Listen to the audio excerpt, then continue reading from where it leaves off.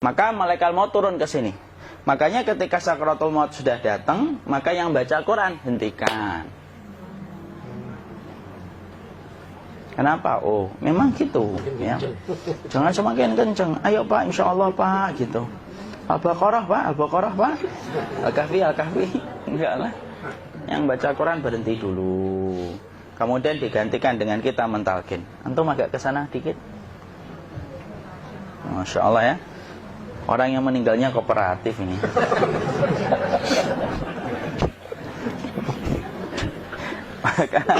maka agak ke sini ya. Maka disunahkan kita untuk mentalkinnya.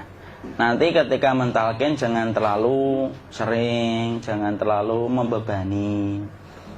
Jangan terlalu sering itu la ilaha illallah, la ilaha illallah. Enggak gitulah.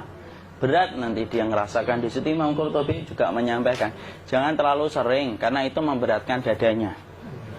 Jadi ketika mentalkin, saya sampaikan, boleh diganti atau enggak Ustadz? Enggak lah, talqin itu ibadah.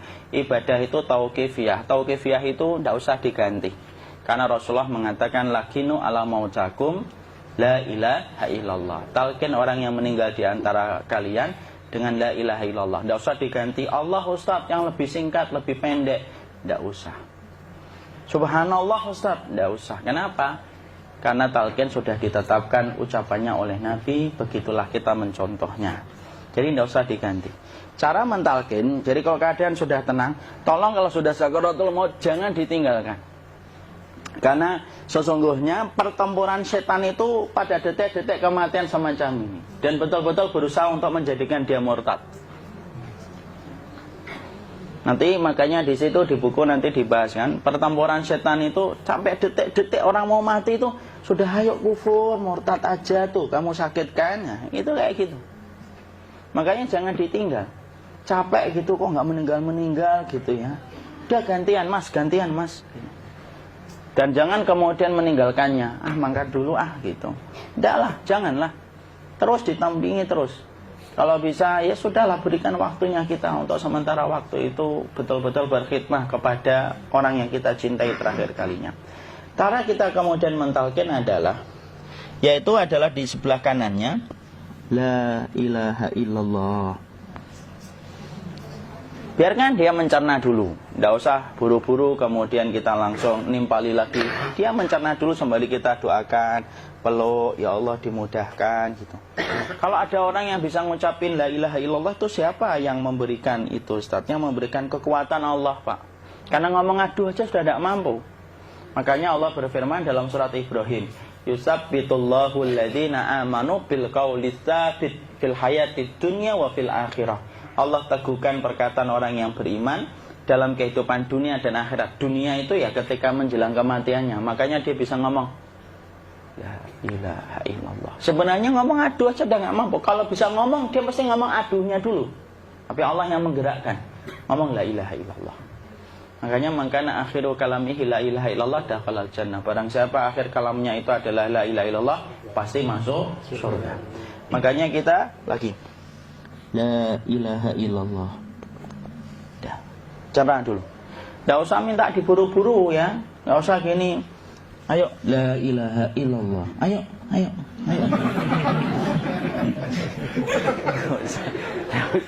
Enggak usah gitu. Ya, biarkan dia pelan-pelan gitu. Ayo tapak, ya Allah capek saya Pak. Enggak usah gitu. Ya ucapkan la ilaha illallah. Kemudian dia mencerna. Lalu kalau dia sudah mengatakan, untuk mengatakan la ilaha illallah. Nah, kalau sudah mengatakan la ilaha illallah, berarti sudah. Enggak usah ditalkin lagi, enggak usah. Belum meninggal juga Ustaz? Enggak apa-apa, biarin aja. Dia di situ aja. Kecuali dia ngomong lagi dan enggak usah diajak ngomong, alhamdulillah ya Pak, ya Allah gitu. Terus dia jawab, alhamdulillah. Itu berarti ucapan terakhirnya alhamdulillah. Atau ketika habis ditalkin la ilaha illallah, dia ngelihat air. Nah, itu berarti ucapan terakhirnya air. Talkin lagi. Nggak usah marah. Aduh Pak minta air. Kuncinya mau minta air nanti aja dikubur gitu loh. Jangan gitu. Biarin aja. Jangan kemudian setelah la ilaha illallah La ilaha illallah. Terus, ayo tutup, awas ya ngomong lagi ya. Nggak bisa gitu juga. Maka kemudian setelah la ilaha illallah sudah, nggak usah diajak ngomong gitu. Terus kemudian nggak usah ada anaknya perempuan, ya Allah Pak, sudah bisa ngomong la ilaha illallah, usah gitu. Cukup dalam hati alhamdulillah gitu. Diam kita dengerin gitu. Disitulah nanti biasanya tadi detik dia terakhir. Dia nanti ngeliat di sini Pak, prosesnya itu. Nanti kaki langsung sebagian jempol dingin dia. Kaki, telapak kakinya langsung kalau kita geningkan dingin kayak kaki yang kena AC langsung. Kemudian dia langsung ningkup gini, dikit dia, mulai kaku dia. Atau kalau enggak, gini dia. Langsung kayak jatuh, kayak kepala nanti yang paling terakhir. Kepala itu pasti ada gerakannya Pak, ini meninggal itu. Pasti gitu. Pasti gitu. Karena apa? Sudah tidak ada beban ruh yang menahani. Ya, cabut ya, set pelan, maka kemudian malaikat itu. Tapi tetap sakit lah, walaupun dikatakan ringan, tetap sakit. Maka kemudian sakit gitu, ngelewatin sini, jantung kemudian sudah tidak berfungsi, kemudian ginjal Pak, ngelewatin ginjal tidak berfungsi. Bapak bayangkan kan, kalau yang pernah sakit batu ginjal Pak, sepakat nggak kalau kita batu ginjal itu sakitnya luar biasa Pak? Itu baru titik batu kecil di ginjal. Kita bisa bayangkan tiba-tiba ginjal tidak berfungsi. Sakitnya kayak apa Pak? Tiba-tiba ginjal nggak berfungsi, pankreas naik, kemudian tek jantung. Jantung ini dia masih hidup dia, di sininya masih hidup walaupun jantungnya sudah berhenti. Naik. Kemudian mata, dia ngelewatin mata. Organ tubuh yang paling setia sama ruh itu mata. Maka kemudian mata dia ngelihat dia, set. Ngelihat set keluarnya, set naik dia. Ya dilihat ini sama dia. Makanya Rasulullah mengatakan innar ruha idza qubida tabi'ahul basar. Ruh itu kalau dicabut, mata itu ngikutin kemana perjalanan ruh itu. Makanya ada yang meninggalnya gini. Ya itu bukan tanda su'ul khatimah. Itu tanda fitrahnya mata ngikutin ruh. Atau kemudian bukanya sedikit. Ada yang kayak senyum Pak. Ada yang kesini yang keringetan. Nah, itu tanda husnul khatimah. Ada yang senyum. Jadi sakitnya setelah selesai itu plong gitu loh. Makanya kemudian ada yang tersenyum. Maka itu tanda. Kalau kita ngelihat orang yang membuka mata kayak gini, tidak usah takut. Cepat-cepat kemudian kita nanti tutup. Biasanya kalau terlalu lama, itulah yang menjadikan ini tidak bisa ditutup. Makanya harus pakai kapas akhirnya. Karena apa? Karena pas meninggal nggak langsung ditutup. Biasanya karena perawat takut, dokternya juga nggak tahu itu, dibiarin itu. Makanya ada beberapa mata yang ditutup pakai tensoplas kan? Sebenarnya kalau langsung bisa nutup dia, fitrahnya nutup mata itu. Jadi kemudian kita baca Allahumma firlahu warhamhu wa'afihi wa'fuanhu atau bismillah wassalatu wassalamu ala rasulillah, tutup. Bismillah. Tidak usah takut. Kecuali buka lagi ya, ini baru kita kabur bareng. Kalau buka lagi Pak, insya Allah Pak, ya Allah, ya kita kabur bareng-bareng Pak. Diusap Pak, diusap gini. Enggak disenggol gini, enggak. Begini kan, sudah meninggal dunia. Tangan boleh begini, boleh diluruskan, tidak ada ketentuannya. Boleh gini, boleh kemudian lurus. Tidak usah disalahin kalau ada yang lurus. Lu itu tangannya gimana sih? Posisikan kayak sholat. Tidak ada perintah kayak gitu. Jadi kemudian dikondisikan saja. Terus maka kemudian dipijit-pijit, akiknya dikeluarin. Kemudian jamnya dilepas, gigi palsunya dilepas kalau ada. Ya. Kemudian apa setelah itu? Coba buku.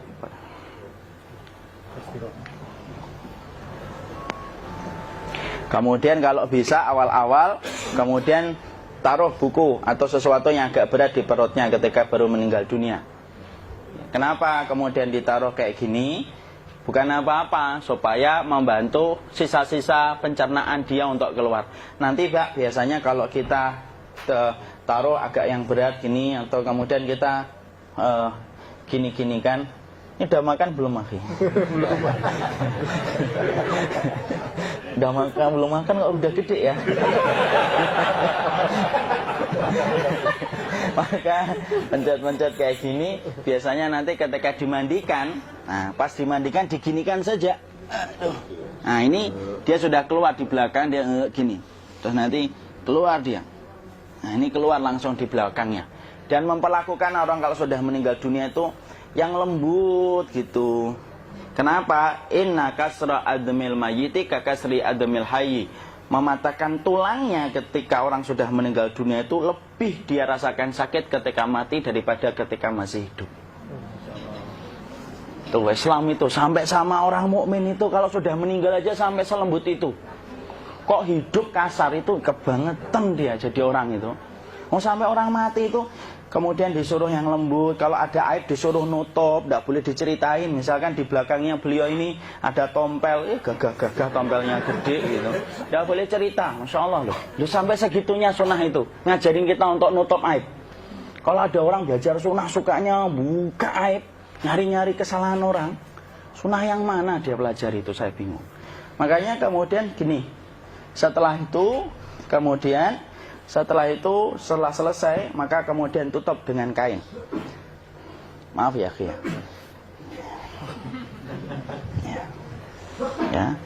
Nanti kalau nggak kuat napas ngomong ya.